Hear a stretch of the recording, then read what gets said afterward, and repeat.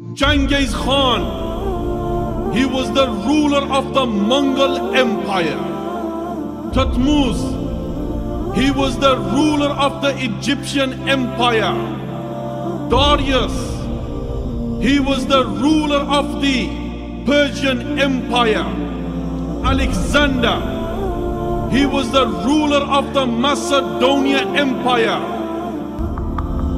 And from amongst the companions, there was a soldier. Allahu Akbar! Allahu Akbar! There was a commander. There was a conqueror.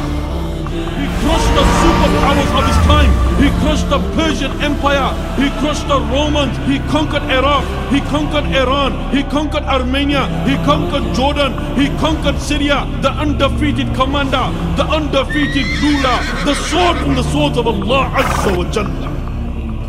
This is Khalid bin Walid radiallahu anhu.